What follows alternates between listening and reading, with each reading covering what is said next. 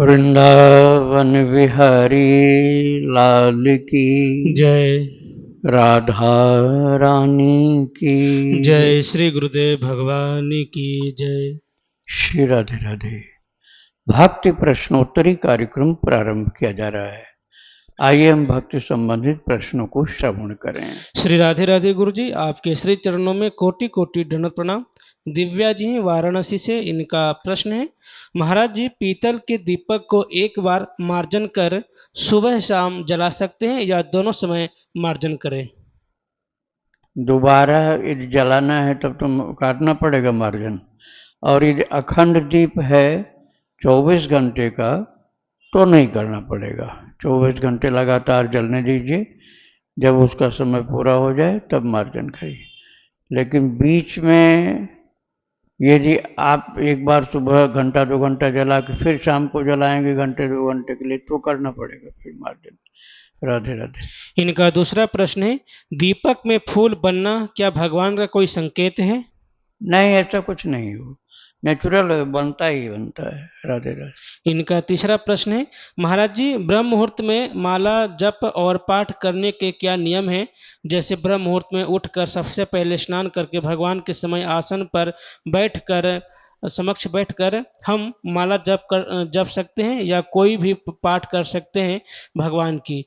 और सेवा जैसे उनको स्नान कराना, भोग लगाना, आरती करना, ये सब बाद में करें, कृपया कर महाराज जी समझाने की कृपा करें। ये भाव के अनुसार होता है। जैसे आपका वात्सल्य भाव है तो आप जल्दी यदि उठते हो तो भगवान को जल्दी मत जगाओ, बालक रूप में है उनको सोने दो। आप नहा धो करके भगवान का ध्यान करके मानसिक सेवा कर दो, उनको जगाओ नहीं उस समय। और फिर इसके बाद जो चीज़ आपको प्रिय है, जैसे पाठ करना या जप करना, तो ज़्यादा प्रिय वाला पहले कर लीजिए, दूसरे नंबर पर जो बाकी रह गया वो। और जब पाठ के समय आप भक्त चरितावली नहीं सुन सकते हो, पाठ करते समय पाठ ही सुनना है आपको जो कर रहे हो, लेकिन जप के समय आप भक्त चरितावली सुन सकते हैं। और यदि वात्सल्य भाव आपका नहीं है तो आप नहाने के बाद तिलक लगा करके फिर ठाकुर जी को जगाइए। ठाकुर जी को स्नान करा के वस्त्र पहना के उनको भोग लगाओ। भोग लगाने के बाद आप चाहो तो कुछ देर तक उनको कीर्तन भजन पाठ सुनाओ। इसके बाद यदि आप ज़्यादा रात में ही जगे हैं तो उनको दोबारा आप आराम करा सकते हो, शयन करा सकते हो। और ये सुबह हो गई है तो ऐसा नहीं कराना है, फिर झूला झूलाओ उनको, कुछ उनको पाठ सुनाओ, कुछ उनको सैर सपाटा कराओ, घुमाओ फिराओ, कि आपको जब पसंद हो वैसा करिए। राधे राधे। इनका आखिरी प्रश्न है, गुरुदेव मेरे पति जब कहीं दाह कर्म में जाते हैं या मुर्दे के समीप जाते हैं तो वे घर आकर स्नान नहीं करते और बिस्तर पर बैठ जाते हैं, घर के सब सामान छू देते हैं। महाराज जी ऐसे माहौल में कौन सी ऐसी सावधानियां बरतनी चाहिए और भक्ति कैसे की जाए? महाराज जी कृपया मार्गदर्शन करें। वहीं पर स्नान की सुविधा हो तो वहीं पर स्मशान घाट पर ही स्नान कर लेना चाहिए, उसके आसपास में। यदि वहाँ सुविधा ऐसी नहीं है तो घर आते पहला काम है स्नान करना, वस्त्र दूसरे नए पहन लेना, अर्थात जो पहले पहने थे उसको नहीं दोबारा पहनना। और फिर आप अपना थोड़ा जप भी कर लो, कीर्तन कर लो जो आप कर सकते हो। उसके बाद फिर घर के कार्य करो।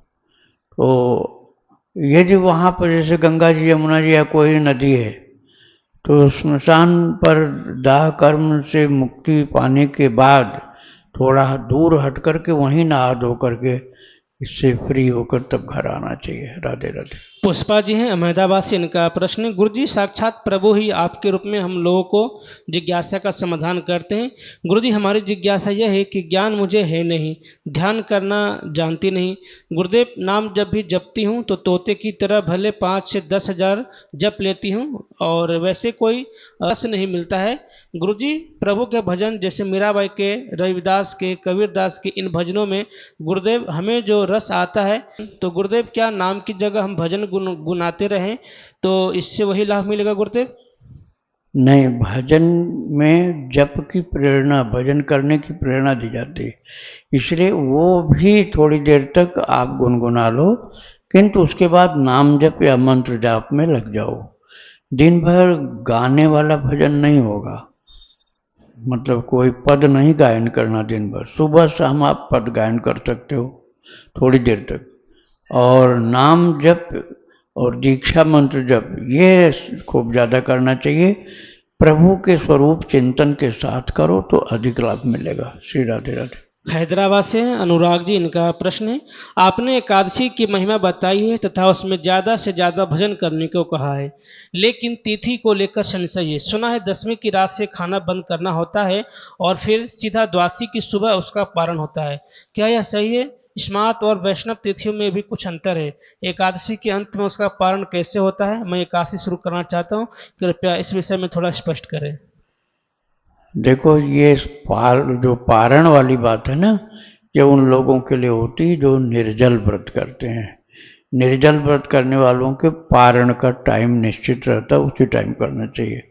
और जो फलाहार दूधाहार ये कर रहे हैं, उनका पारण उतना आवश्यक नहीं। पारण तो हो गया उनका, जब मुंह में डाल लिया, कुछ खा लिया तो पारण हो गया। अब यही है कि अन्न ग्रहण करने की बात जो है, वह आप जो संतों के यहाँ लिस्ट मिलती है व्रत के और एकादशी के विवरण होते हैं उसमें, तो यदि आप वैष्णव हैं तो किसी भी वैष्णव आश्रम से वो मिल जाएगा। नहीं तो जो गीता डायरी होती है ना, गीता दैनंदिनी गीता डायरी या विश्व पंचांग काशी का, तो उसमें लिखा रहता है, स्मार्त भी लिखा रहता है, वैष्णव एकादशी भी लिखी रहती है। तो आप यदि वैष्णव हैं तो वैष्णव एकादशी उसमें कब करना है वो लिखा रहता है, उसके अनुसार करिए। राधे राधे। इनका दूसरा प्रश्न है, माला जप में सुमेरु न लांघने के पीछे क्या रहस्य है? सुमेरु एक प्रतीक है सुमेर गिरी का। सुमेर गिरी जो पृथ्वी पर मैप में आपको मिलेगा, उसके अतिरिक्त एक दैवी सुमेरु है, जिसका वर्णन ऐसा मिलता है आध्यात्मिक इतिहास में कि उसका सम्मान, सुमेरगिरी का सम्मान स्वयं सूर्यदेव भी करते हैं। सूर्यदेव भी सम्मान करते हैं। अब वो सुमेरगिरी हर किसी को दिखेगा तो है नहीं, क्योंकि वह जैसे 7 सागरों का वर्णन मिलता है ना भागवत जी के पंचम स्कंद में, तो वहाँ वो सागर जो बताए गए हैं, उसमें से खारा सागर तो धरती पर है और सब अदृश्य हैं, जो किसी को दिखलाई पड़ सकते हैं तो कोई सिद्धि के बल से ही, प्राकृत नेत्रों से नहीं दिखते। ऐसे सुमेर भी प्राकृत नेत्रों से दर्शन को नहीं प्राप्त हो सकता है। तो उसको न लांघने का मतलब उनका आदर देना है कि हम सुमेर को नमन कर रहे हैं और उनका उल्लंघन नहीं करेंगे। श्री राधे राधे। इनका आखिरी प्रश्न है, वैष्णव को गणेश चतुर्थी, दिवाली आदि में क्या गणेश और लक्ष्मी पूजन और उनकी आरती करनी चाहिए? अगर इष्ट भगवान हनुमान जी या राम कृष्ण नारायण हो तो इन पर्वों को कैसे मनाना चाहिए? नवरात्रि में आमतौर पर मानस पाठ आदि होता है, तो क्या कन्या पूजन और देवी उपासना आदि भी करनी चाहिए? आपकी श्रद्धा यदि एक निष्ठ श्रद्धा है, अनन्य श्रद्धा है, तो आपको अपने प्रभु के अतिरिक्त और कुछ करना ही नहीं। और यदि आपकी श्रद्धा में ये भी है सम्मिलित पूर्व संस्कारवश ऐसा है कि आप गणेश जी की, लक्ष्मी जी की पूजा करना चाहते हैं, तो कोई निषेध नहीं, आप कर सकते हैं। किंतु उनको फिर उठा के पानी में फेंक देना, ये अपराध, ये नहीं करना चाहिए। उनको रख लो, हर वर्ष मत ले आओ, अच्छे से सुंदर से एक रख लो, वही हर साल पूजन करो उनको, और चाहे तो अपने मंदिर में रख लो, रोजाना पूजन करो। तो और मिट्टी के नहीं रखना चाहते हो पूजन में, लगता है कि खराब हो जाएंगे, तो आप चांदी के भी रख सकते हो या पीतल के भी रख सकते हो लक्ष्मी गणेश को, मिट्टी वाले जो होते हैं उनको भी पानी में फेंकना नहीं चाहिए, उनको अपने सजा करके रख लो मंदिर में और बाद में भी उनकी आरती कर लिया करो। राधे राधे। सहारनपुर से गुरुजी, इनका प्रश्न है, मूल महामृत्युंजय मंत्र में एक जगह उच्चारण हौ है, दूसरी जगह होरोम है, जिसमें ह के अंदर री बना रहता है, इसमें क्या अंतर है? इसके लिए आपको प्रैक्टिकल जाकर सीखना पड़ेगा। जो ये पाठ करवाते हैं ना, अब यहाँ कभी आओ तो मैं बता सकता हूँ, लेकिन आप जहाँ निकट पड़ता है कोई मंदिर जहाँ इसका पाठ होता है वहाँ जा कर के आप सीखो, तब शुद्ध होगा, ऐसे शुद्ध नहीं हो पाएगा। राधे राधे। निखिल त्रिपाठी जी प्रयागराज से, इनका प्रश्न है कि दंडी स्वामी जी जो कि नारायण स्वरूप हो जाते हैं अथवा माने जाते हैं, वो नारायण कौन है? क्या वे निर्गुण निराकार परम ब्रह्म परमात्मा है अथवा सगुण साकार भगवान श्री विष्णु हैं? नारायण स्वरूप माने जाते हैं, नारायण ही नहीं माने जाते। अब व्यापक ईश्वर जो हैं निर्गुण निराकार सर्वव्यापक, वो तो सबके अंदर व्यापक हैं, वो आप मान सकते हैं। लेकिन भगवान लक्ष्मी नारायण के स्वरूप दंडी स्वामी को यदि आप मानेंगे तो वो तो स्त्री स्पर्श से बहुत दूर रहते हैं। स्त्री स्पर्श से, धातु स्पर्श से, अग्नि के स्पर्श से बहुत दूर होते हैं दंडी स्वामी। उनको आप लक्ष्मी नारायण के स्वरूप नहीं मान सकते हैं, उनको आप सर्वव्यापक नारायण का स्वरूप मान सकते हैं। और वैसे तो सब कोई सी राम मैं सब जग जानी, करूं प्रणाम जोरि जुग पानी। तो यदि आप इस गहराई में जाएंगे तो मैंने उस दिन बताया था कि भाई उड़िया बाबा ने दंड को समुद्र में छोड़ दिया, अखंडानंद जी ने दंड को गंगा जी में छोड़ दिया। यदि ये दंड ग्रहण मात्र से नारायण की स्थिति वास्तव में हो जाती तो इन महापुरुषों ने क्यों छोड़ दिया अपना दंड? ये स्वामी अखंडानंद जी महाराज ने अपना दंड गंगा में छोड़ दिया और श्री उड़िया बाबा जी ने अपना दंड ग्रहण करने के बाद ही जाकर समुद्र में विसर्जन कर दिया। और ये दंड लेते ही वो भगवान के स्वरूप हो जाते तो फिर इनको छोड़ने की क्या जरूरत थी? अरे भगवान का ध्यान करो, पूजन करो, उनकी बराबरी मत करो, उनको मान लो ऐसा होता ही हो कि उनको नारायण का स्वरूप प्राप्त हो जाता हो, तो आप कभी उस स्थिति में पहुंचना तब अनुभव कर लेना। श्री राधे राधे। अभिषेक चौहान जी, इनका प्रश्न है, कहते हैं कि बच्चा होने के 1 महीने तक पूजा पाठ नहीं करते, तो बच्चा होने के बाद क्या पति पत्नी 1 महीने तक जो भी एकादशी व्रत होगा वो रख सकते हैं या नहीं? देखो भाई, ये भक्ति वाली बात नहीं है जो आप कह रहे हैं, कर्मकांड की बात है। भक्ति में तो ये प्रभु ने कहा, तस्मात् सर्वेषु कालेषु मामनुस्मर युध्य च। हे अर्जुन, निरंतर समस्त काल में रात दिन भजन भक्ति करनी चाहिए। अनन्यास चिंतयन्तो माम ये जनाः पर्युपासते। भगवान यही कहते हैं, अनन्य भाव और निरंतर चिंतन, सदा भक्ति करना है। और 1 महीना भक्ति छोड़ दोगे तो फिर क्या हालत हो जाएगी? नास्तिक हो जाओगे पूरे। एक महीना जब भक्ति करना ही छोड़ दोगे पूरे नास्तिक हो जाओगे। कहोगे ऐसे अब क्या करेंगे, भक्ति बहुत दिन कर लिया, अब 1 महीना से बड़ा आराम मिल रहा, अब नहीं करना। तो ऐसे मत करना।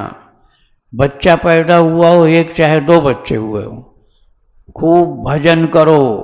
भजन भक्ति पूजा नहीं छोड़ी जाती कभी। बुराइयां छोड़ो। तुम्हें भजन में भी बुराई दिखलाई पड़ रही, खराबी वाली चीजें छोड़ो। भगवान की भक्ति और ज़्यादा करनी चाहिए, क्योंकि अब तुम्हारी जिम्मेदारी भगवान की ओर से और ज़्यादा मिल गई। लो, अपना भी उद्धार करो, बच्चों का भी उद्धार करो। राधे राधे। युवराज त्रिपाठी जी फरुखाबाद से, इनका प्रश्न है, क्या वृंदावन बरसाना धाम में श्री जी को माता भाव में मानने वाला कोई संप्रदाय है? यदि है तो कहाँ है? क्या समझ में नहीं आया? वृंदावन बरसाना में श्री जी को, राधा जी को माता भाव में मानने वाला कोई संप्रदाय है? यदि है तो कहाँ है? वो तो जगत जननी है ही, वो जगन माता है, विश्व जननी है, अब कोई माने तो न माने, और उसके लिए कोई क्या कहेगा। अब कोई नालायक बेटा होता है तो नहीं मानता अपनी माँ को, और वास्तव में तो जगत पिता भगवान है, जगत पिता भगवान है और जगत माता साक्षात जगदम्बा है। तो भाई उनको किसी एक जगह वाली बात थोड़े, वो तो सर्वत्र मानी जाती है। अब उनकी उदारता है कि आप उनको बेटी मान लो तो बेटी बनने को तैयार हैं, लेकिन अब वह वास्तविकता तो यही है, जगत मातु पितु शंभु भवानी है। जगत मात पितु शंभु भवानी जगत मात पितु हैं, ऐसे लक्ष्मी नारायण जगत मात पितु हैं, ऐसे सीताराम जी जगत मात पितु हैं, और ऐसे राधा कृष्ण भी जगत के माता पिता हैं। श्री राधे राधे। सुनीता जी मुंबई से, इनका प्रश्न है, यदि किसी के पिताजी या बाबा जी को भगवत प्राप्ति हो गई तो क्या पुत्र पुत्री पौत्र दौहिक का कल्याण स्वयं हो जाएगा? कल्याण यह होगा कि वो लोग भी भक्ति में लग जाएंगे। अब उनको कोई कुसंग मिल जाए, बहुत भयंकर कुसंग, और पूरे नास्तिक हो जाएं और दुष्ट का आचरण करने लग जाएं, तो फिर महाराज उनको सुधारने के लिए दंड भी मिलेगा। जब परिवार में एक महान भक्त का जन्म हुआ और उसी परंपरा में किसी का जन्म हुआ है, तो ऐसा जल्दी हो नहीं सकता कि वो नास्तिक हो, वो माता पिता का ही अनुयायी बनता है। कोई भारी कुसंग मिल जाए, किसी जन्म का बुरा फल उसको, तब बिगड़ सकता है, फिर उसको सत्संग की आवश्यकता पड़ती है। राधे राधे। इनका दूसरा प्रश्न है, क्या फिर ऐसी स्थिति में परिवार वाले निश्चिंत हो सकते हैं या उनको पूरी लगन से अपने कल्याण का प्रयत्न करना चाहिए? पूरा प्रयत्न करना चाहिए, विश्वास भगवान पर करो, ये तो ठीक है, लेकिन तुम निश्चिंत होकर के भजन करना ही छोड़ दिए तो गलत हो जाएगा, क्योंकि ये शरीर भक्ति करने के लिए मिला है, सेवा करने के लिए मिला है। तुम सेवा नहीं करोगे, भजन नहीं करोगे, तो मनुष्य तन का तो दुरुपयोग कर डालोगे। अरे उन लोगों ने जिन्होंने पहले भक्ति किया था, उनको वो लाभ मिल गया, तो इसका मतलब ये नहीं है कि आप उनकी कमाई ही खाते रहोगे, आपको भी कमाना पड़ेगा। राधे राधे। इनका आखिरी प्रश्न है, क्या एकादशी के व्रत में आयुर्वेदिक औषधि जैसे गिलोय आदि ले सकते हैं? बीमार व्यक्ति के लिए औषधि के लेने में कोई खराबी नहीं होती, ले सकते हैं। राधे राधे। सूर्यांश दुबे जी हैं प्रयागराज से, इनका प्रश्न है, गुरु जी जैसे जीव इंद्र अग्नि गणेश बन सकता है, वैसे क्या कोई जीव भगवान विष्णु भी बन सकता है? क्या भगवान विष्णु का पद कोई प्राप्त कर सकता है क्या तपस्या आदि करके? क्योंकि रामचरितमानस में आता है कि गिद्ध देह तजि धरि हरि रूपा, तो क्या गिद्ध भगवान विष्णु का रूप ले हो गए थे? नहीं, वो भगवान का रूप जो होता है ना, वो पार्षद का रूप होता है। इसको बोलते हैं सारूप्य मुक्ति। जो गिद्ध देह तजि धरि हरि रूपा, भूषण बहुपट पीत अनूपा, श्याम गात विशाल भुज चारी, स्तुति करत नयन भरि बारी। श्याम गात विशाल भुज चारी, स्तुति करत नयन भरि बारी।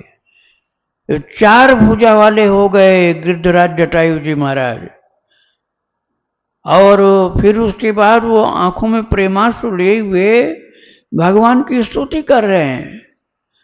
इसको वैष्णव लोग अर्थात भक्त लोगों के लिए एक प्रकार की मुक्ति कही गई, सारूप्य मुक्ति। सारूप्य मुक्ति अर्थात भगवान के जैसा रूप हो गया। इसलिए लिखा हुआ गिद्ध देह तज धरि हरि रूपा। गिद्ध ने गिद्ध वाली देह को छोड़ दिया और भगवान राम जी ने अपने हाथ से उनकी अंत्येष्टि की थी, मुखाग्नि दी थी। उसी समय जो उनका शरीर जला जटायु जी का, तुरंत श्याम गात विशाल भुज चारी, स्तुति करत नयन भरि बारी। चार भुजा के हो गए जटायु जी महाराज। और गिर देह तज धारी हरि रूपा, हरि का रूप धारण कर लिया, नारायण का, चतुर्भुज नारायण का रूप धारण कर लिया। तो चतुर्भुज नारायण वो नहीं बन गए, चतुर्भुज नारायण के रूप बन गए, अर्थात उनके पार्षद बन गए, पार्षद बन गए भगवान के। तो वो पार्षद जो भगवान के रूप के रंग के होते हैं उनको कहते थे सारूप्य मुक्ति।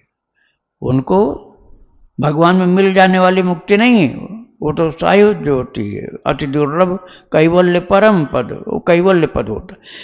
सारूप्य मुक्ति में भगवान के सेवक बनकर भगवान के जैसे रूप रंग के होते हैं, वो पहचान में आते हैं। श्रीवत्स का निशान भगवान के ही छाती में होता है, पार्षदों की छाती में श्रीवत्स का निशान नहीं होता, और बिल्कुल एक रंग रूप होता है श्रीवत्स का निशान।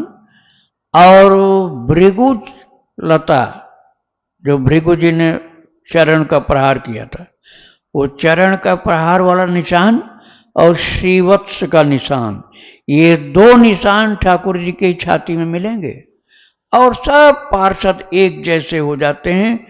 आप ध्यान से नहीं देखोगे तो पहचान ही नहीं पाओगे, बस भगवान सिंहासन पर हैं और लोग खड़े हुए हैं या आज्ञा का पालन कर रहे हैं। तो ये एक प्रकार की मुक्ति है, सारूप्य मुक्ति। प्रभु नहीं बन जाते, प्रभु के पार्षद बन जाते हो। श्री राधे राधे।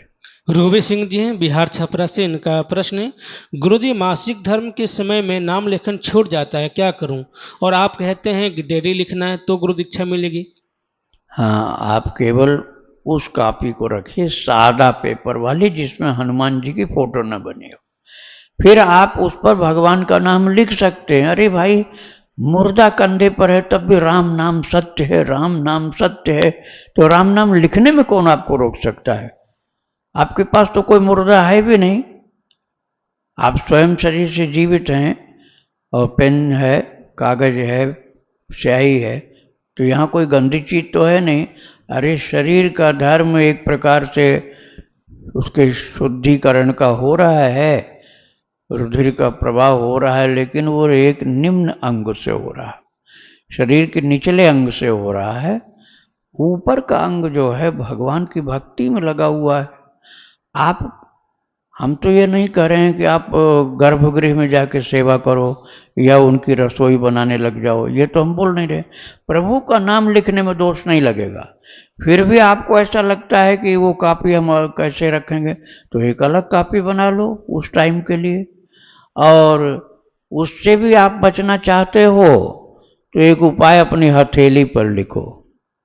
दाहिने हाथ की तर्जनी उंगली ले लिया, अब इसको बाएं हाथ की हथेली पर बिना स्याही के राम राम राम राम राम राम ऐसे ऐसे ऐसे ऐसे राम राम राम राम राम अपने हथेली पर लिखते जाओ, मिटाना भी नहीं पड़ेगा। आप लिखते जाओ और ये अपनी हथेली पर, बाएं हथेली पर दाहिने हाथ की तर्जनी उंगली से लिखते जाओ, अनंत लिखो, कितना भी लिखो, न कहीं फेंकना न कहीं कुछ, बाद में उसको माथे में रगड़ लो। बस अपने लिखे हुए हथेली को माथे में रगड़ लिया, सब ठाकुर जी का नाम का आशीर्वाद आपको मिल गया। आपको कोई दोष नहीं लगेगा, न कोई स्याही खर्च हो रही है, न कोई पेन आपको लाना है, अपने हाथ पर लिखा है। कहाँ शुद्ध वाली बात आ रही है। राधे राधे। राम सिंह जी हैं जम्मू से, इनका प्रश्न है, मैं रामानंद संप्रदाय से दीक्षित हूँ, प्राम मंत्र राज का पुरस्चरण और अनुष्ठान में क्या अंतर है और राज मंत्र का अनुष्ठान कैसे करें? कौन से? रामानंद संप्रदाय से। रामानंद जी हाँ। तो ये पहली बात तो आप एक बात कृपा करके मान जाओ, मेरी विनती है आपसे कि ये पुरस्चरण या